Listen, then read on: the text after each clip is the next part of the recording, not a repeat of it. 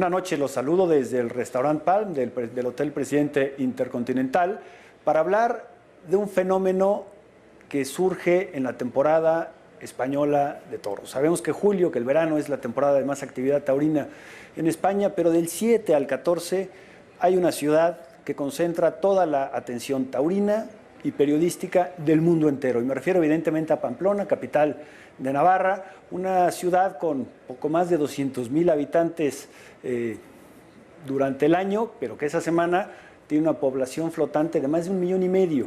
Y para hablar de Pamplona, para hablar de sus tradiciones y de los encierros, pues esta noche está con nosotros un experto, un pamplonica, periodista con más de 35 años en la actividad, Javier Solano. Javier, muchas gracias por venir a Tiempo de Toros. Encantado de estar aquí con vosotros en México y contigo personalmente.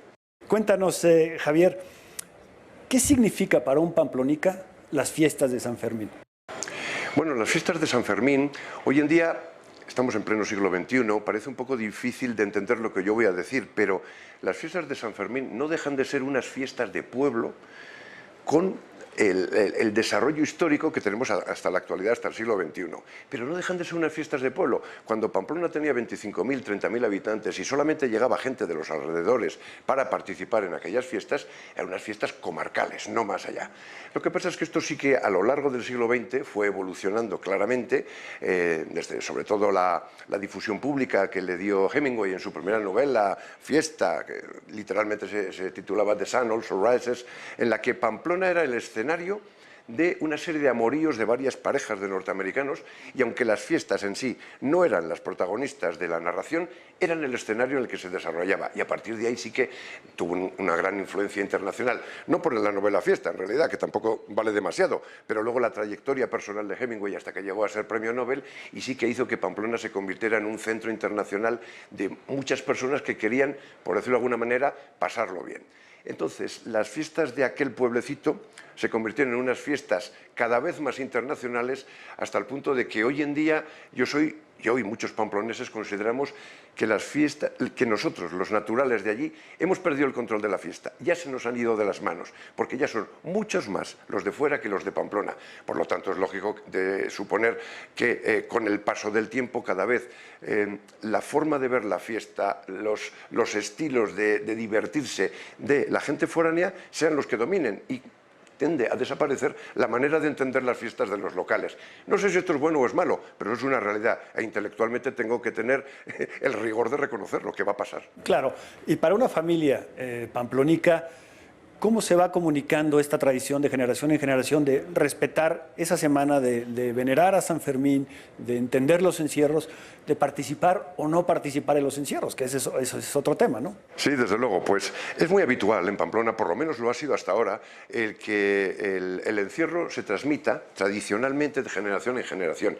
Y es muchas veces pasa, muy usual, que corre el abuelo, corre el padre, corre el hijo. Esto se ha ido transmitiendo durante todas las generaciones, durante años y años. Y, por ejemplo, yo personalmente te puedo contar mi caso. Yo comencé a correr encierros cuando tenía 15 años, lo cual está prohibido. Había que ser mayor de edad y yo no lo era. Okay. Yo, como era alto y tal, me solía colar, la policía no me echaba. Y fíjate, el primer día que yo corrí un encierro, yo tenía 15 años. Corrí con mi hermano, que tenía 14, y corrí con mi padre. Para mi padre fue su último encierro. Y ese día sus hijos corrieron por primera vez. Luego ese día hubo un cambio generacional, él se retiró y comenzamos a correr sus hijos. Eso era bastante habitual en nuestra ciudad, que no solamente ya de padres a hijos, sino de hermanos mayores a hermanos menores. Todos los niños en Pamplona, cuando yo era niño, en los años 60, jugábamos a correr el encierro. Íbamos a las calles del recorrido del encierro, la bajada al callejón llegando al ruedo, y corríamos y hacíamos como que estábamos corriendo un encierro de verdad. Decíamos, tú haces de toro, yo hago de corredor. Y entonces, es decir, es algo que en Pamplona se mama casi desde pequeño. Y además el encierro tiene la peculiaridad de que yo creo que en nuestra ciudad todo el mundo se siente partícipe del encierro y un poco dueño de él. Es decir, una señora de 85 años que en su vida ha corrido el encierro, pero que lo ha visto muchas veces desde el balcón de su casa, se cree un poco dueña y parte de esa comunidad más o menos espiritual que conforma lo que es el encierro. Unos les toca el papel de ser espectadores, los más, y unos pocos cumplen el papel de corredores, que somos los menos. Lo que pasa es que también es verdad, y también te lo diré, que en aquella época, cuando yo empecé a correr, casi todos los adolescentes o jóvenes de la ciudad se veían de alguna manera presionados socialmente para correr el encierro. Era una especie de prueba de virilidad. Tú vas a pasar de tu infancia a tu juventud, te vamos a considerar un adulto pamplonés cuando seas capaz de correr en el encierro. Por lo menos uno. Exactamente, por lo menos uno. Por lo menos para luego cuando vayas por ahí por el mundo y digas, soy de Pamplona, y te pregunten, ¿has corrido el encierro? Y digas, sí, sí, una vez. Por lo menos ya lo corrí. Pero también es cierto que la inmensa mayoría de aquellos varones pamploneses, porque entonces no participaba ninguna mujer, eran solo los varones pamploneses, una vez cumplido ese rito, ese examen de virilidad, lo dejaban. Y solo unos pocos, una minoría, continuábamos día tras día y año tras año participando en aquella carrera en la que ya formalmente ya no necesitábamos participar porque ya habíamos pasado aquella prueba. Ya lo hacías porque te gustaba. Evidentemente, por seguir aquella tradición, ya lo habías cumplido, pero porque te gustaba. Y dentro de esta tradición familiar, en el recorrido del encierro, también hay zonas en las que, por ejemplo, la familia Solano corre en este trayecto, sí, etcétera. Sí, suele ser bastante habitual, por lo menos al comenzar. Es decir, al comenzar tú te fijas en dónde corre mi padre o mi hermano mayor y yo me voy ahí, porque esa es la zona que más referencias tengo, porque claro, en Pamplona del encierro se habla miles y miles de horas en la mesa, en la sobremesa, o sea, es algo que está presente continuamente. Entonces tú sabes que el tramo de tu padre o de tus hermanos mayores es este, lógicamente es al que vas el primer día o los primeros días, y luego ya cada uno sí que se acomoda en lugares distintos por sus características físicas, por las características del propio encierro, por los accidentes que hayas podido sufrir. Por ejemplo, yo empecé a correr, como casi todos, lo que te gusta es llegar por el callejón y llegar al ruedo, ¿no? En los años 70 me tocó 2 días montones. Montones son cuando se apila gente caída, de tal modo que se cierra por completo el paso, y después de la experiencia de estar en un montón en el que no tienes nada que hacer, estás completamente vendido, tú ya no puedes hacer nada, estás a merced de los toros, tienes la cabeza de un toro aquí, la pata de otro aquí, y bueno, pues el que sea creyente que rece, no puedes hacer nada. Ahí entra San Fermín. Efectivamente, y el capotillo. Y entonces, una vez que sufrí aquella experiencia de aquellos 12 montones, dije, bueno, no, yo ya no voy a volver a correr en este lugar, aunque es muy atractivo, y me fui a la calle Estafeta. Y estuve corriendo en la calle Estafeta durante 15 años, y ya mis últimos años como corredor, porque luego empecé en la tele, claro. Yo corrí entre los 15 y los 30, pues mis últimos años ya de corredor los hice en la curva Mercaderes Estafeta, que es un sitio violentísimo, pero particularmente emocionante. Tú te quedabas pegadito a la fachada de la derecha de la calle, pero justo donde empieza, aquí está la esquina y tú aquí, 1,5 metros después, y cuando los toros golpeaban y caían de enfrente y se partía la manada, tenías instantáneamente que decidir entrar, porque si titubeabas y habías perdido la carrera, meterte en esos huecos y entonces ya corrías toros por delante, toros por detrás, y habías hecho lo más difícil, que es meterte delante del toro. Luego ya las circunstancias son las circunstancias, el toro corre más que tú, te va ganando por carrera y más vale que tú te apartes porque si no el toro te va a quitar, pero ya habías conseguido lo más difícil, que es meterte entre los toros, y en la curva te ofrecía en aquellos momentos aquella posibilidad, porque ojo, te estoy diciendo esto, estábamos aquí media docena de personas, hoy en día hay 150, claro. Es imposible, como salgan todos, el intentar meterse dentro de lo que es la manada. En aquellos tiempos sí se podía, te hablo de los años comienzo de los 80. Sí, y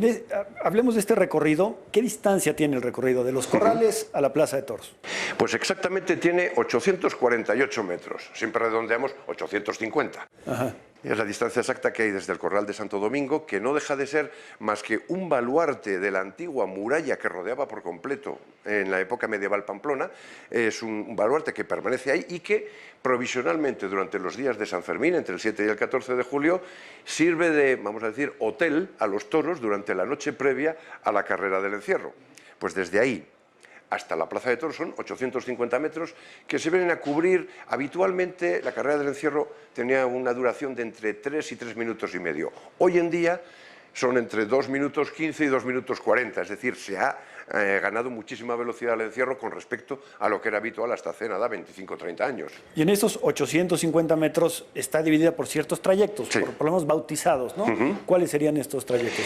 ¿Dónde arranca? Sí, pues mira, el primero, desde el corral de, como te digo, de Santo Domingo, al que hago referencia, que está en la muralla, tienes el primer tramo que se llama Cuesta de Santo Domingo. Tiene 280 metros de longitud y su característica principal es que es todo cuesta arriba, tiene un 6% de pendiente. Entonces, claro, tiene pared vertical por la derecha, pared vertical por la izquierda, es una especie de cárcel sin techo, es una situación angustiosa cuando estás allí corriendo con los animales en unas paredes absolutamente verticales donde no hay manera de escapar, literalmente es completamente imposible y además los toros acaban de salir, están frescos, están descansados, corren mucho, es cuesta arriba y además los toros están, como te diría, impelidos a correr más o a huir, luego si quieres analizamos ese asunto, porque los toros se han criado siempre en el campo, claro, en la paz de la dehesa, al hombre lo han visto de lejos y normalmente a caballo, y de repente los meten en un camión, los trasladan 1000 kilómetros, llegan a Pamplona y se ven en una calle llena de ruidos, estímulos, movimientos, colores. Entonces todavía corren más, o sea, la tendencia de los propios, al final son bovinos, una tendencia gregaria a correr y a tratar de evitar ese peligro hipotético que tienen alrededor, les hace correr todavía más. Por lo tanto, en Santo Domingo, en ese primer tramo de la cuesta, la carrera es explosiva, corren muchísimo, pero hasta el punto de que tú puedes estar, imagínate, corriendo aquí, vuelves la cabeza y ves la manada que está a 8 metros, vuelves la cabeza hacia adelante, das 2 zancadas, vuelves la cabeza y ya está aquí el toro. O sea, tienes que estar vigilante, vigilante, porque literalmente te comen si no en ese sitio. Ese sería el primer tramo. Y luego cuando llegas a... Esto es una cuesta, todo el rato cuesta arriba, llegas a una zona llana que es la plaza del Ayuntamiento y la calle Mercaderes. Y se llama plaza del Ayuntamiento porque ahí está el edificio del Ayuntamiento de la ciudad. Hay una ligerísima curva a la izquierda hasta que te introduces en la calle Mercaderes y ese tramo tiene alrededor de 110 metros. Es un tramo en el que los toros también van muy rápidos, todavía es la primera parte del encierro, van todavía muy rápidos, pero tengo una curiosidad y es que, no me digas por qué, arquitectónicamente, urbanísticamente, esa zona está peraltada hacia la izquierda y siempre tienen tendencia a correr resbalando hacia el lado izquierdo. Es curioso, hay una, no es mucha, pero hay una diferencia de lado a lado de la calle pues de 15 centímetros, entonces hace una pequeñita cuesta hacia el lado izquierdo. Y esta calle termina en la famosa curva Mercaderes Estafeta, que es una curva de 90 grados a la derecha con la que se inicia la calle Estafeta. ¿Qué pasa ahí? Pues que normalmente los toros lógicamente desconocen el recorrido. Entonces van cegados por la cantidad de gente que tienen delante y cuando de repente se despeja lo que tienen delante, ven a 2,5 metros una valla oblicua que les cierra el paso y entonces normalmente chocan contra esa valla. Que es donde se han logrado fotos buenísimas, ¿no? Vamos a una pausa y regresamos a completar el trayecto del encierro de Pamplona descrito de esta excelente manera. Ahora regresamos. Pues un encierro rapidísimo para ser un encierro de cebada. La verdad es que 2 minutos 23 segundos es todo un récord para esta ganadería en la que, como resumen, les podemos decir que por lo que hemos visto en la imagen ha sido un encierro limpio, afortunadamente, excepto la última parte de la calle Estafeta donde ya se ha quedado junto.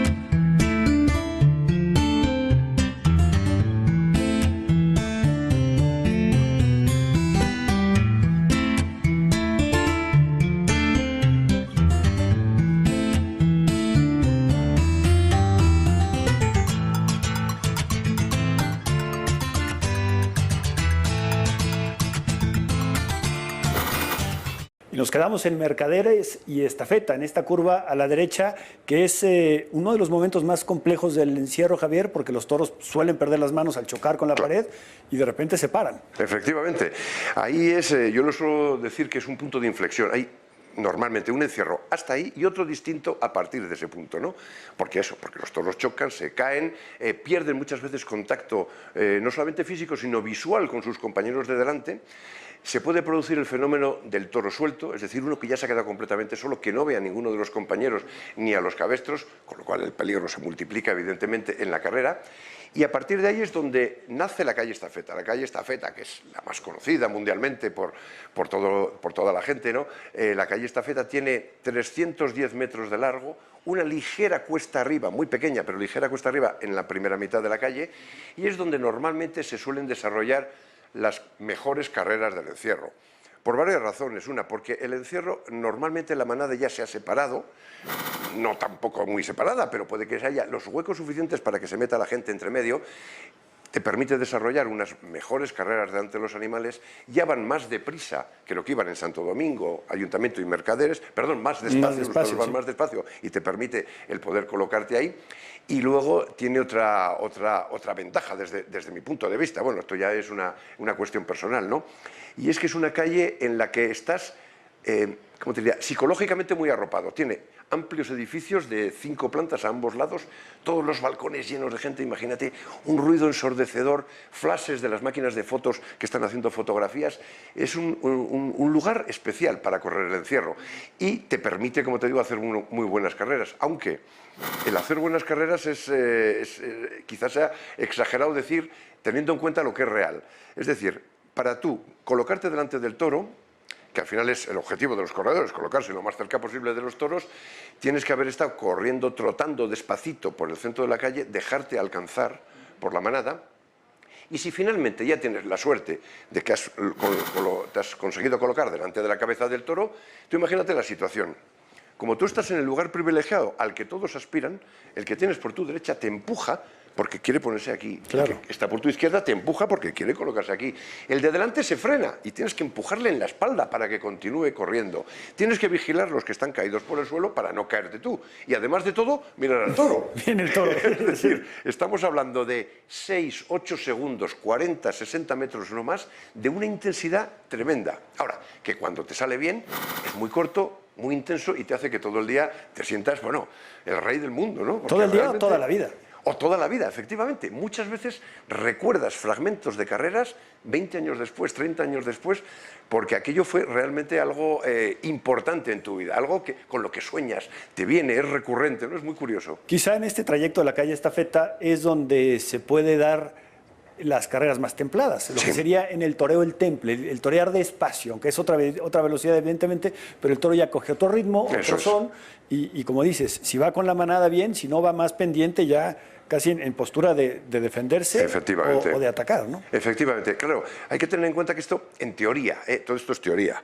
Si tú consigues colocarte dentro de la manada, entre toros y cabestros, el toro en realidad te confunde con otro animal, es decir, cree que formas parte de ese grupo que está corriendo. Entonces, en principio, no va a atacarte, no va a embestirte, es uno más de los que corre. Claro, eso es en teoría, no es tan sencillo, pero sí que es verdad que en la práctica las estadísticas y los números nos dicen que muy poca gente es embestida en plena carrera.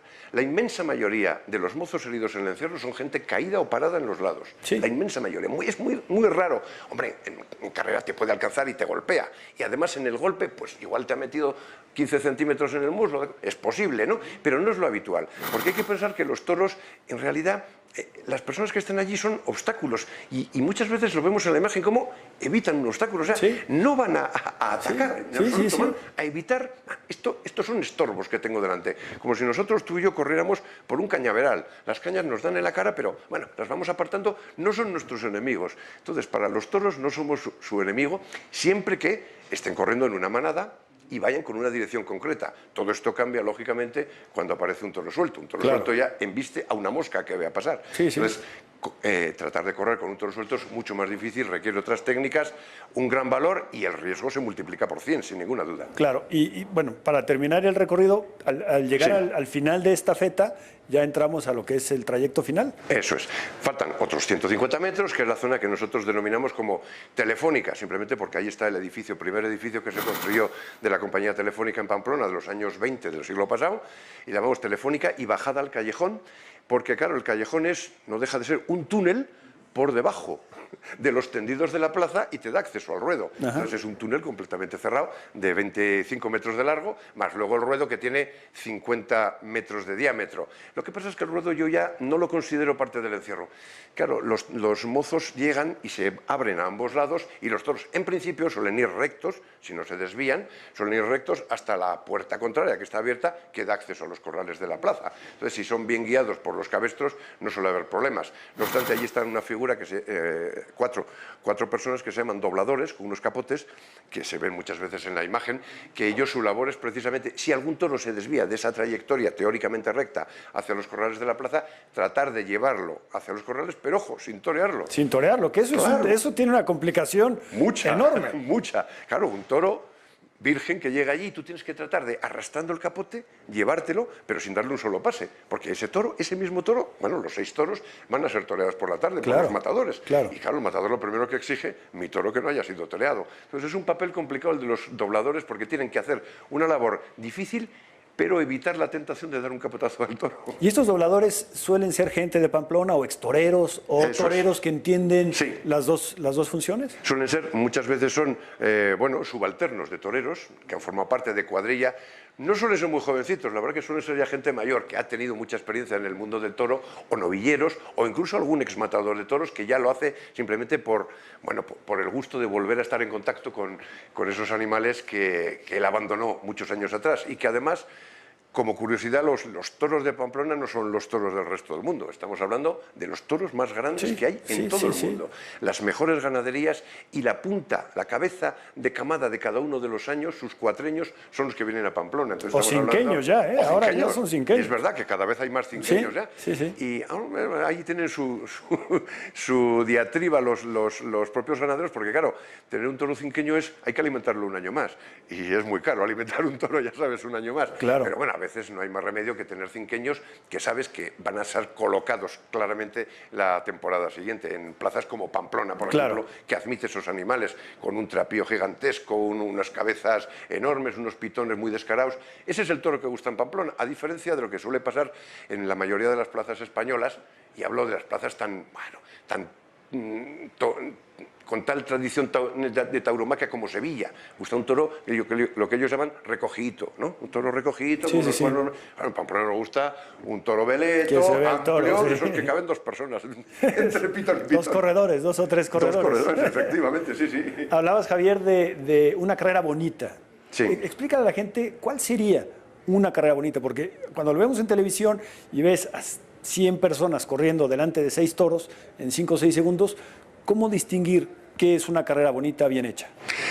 Pues es difícil. Primero, es difícil realizar una carrera bonita porque, como dices, el problema actual del encierro está muy masificado. Hay mucha gente, es verdad, muchísima gente sobra. Gente que desconoce lo que es un toro. A mí me han llegado a decir los norteamericanos, dicen, ¿pero cómo tenéis miedo a un animal herbívoro? Yo, herbívoro. Y si un rinoceronte es herbívoro y un elefante es herbívoro. O sea, por supuesto que le tenemos miedo. Entonces, dejando aparte toda esa gente a la que yo no considero corredores, están ahí porque creen que llegar a las fiestas de San Fermín y no correr el encierro es tener una fiesta incompleta. Yo siempre les digo, no, miradlo por la tele, que vais a estar mucho más cómodos y no os arriesgáis.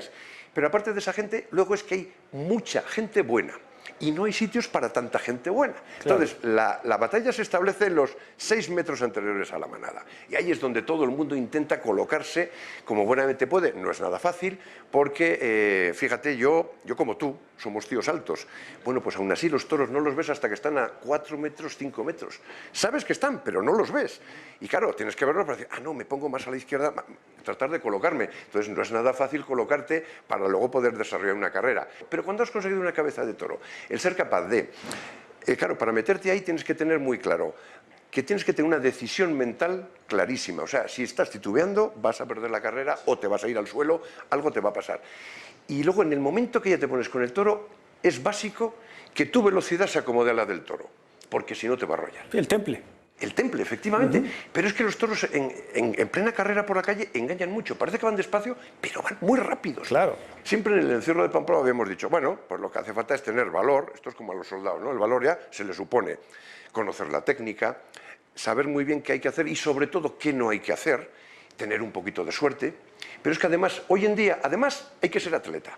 Porque si no, prácticamente imposible conseguir ponerte en la cabeza de un toro. Yo me acuerdo, cuando yo era joven, había personas de 60 kilos, que tenían 45 años y corrían muy bien el encierro. Hoy en día alguien de 60 kilos, uno de 90 va a llegar, le va a pegar un golpe y lo va a desplazar. Un holandés le pega una ventona y lo tira en la cara del toro. Sí. Lo bonito de correr el encierro es mirarle al toro. mirar el testuz, Claro. verle los rizos. O sea, y esta gente que corre como loca mirando para adelante, no sabe si detrás tiene un coche, un autobús o un toro.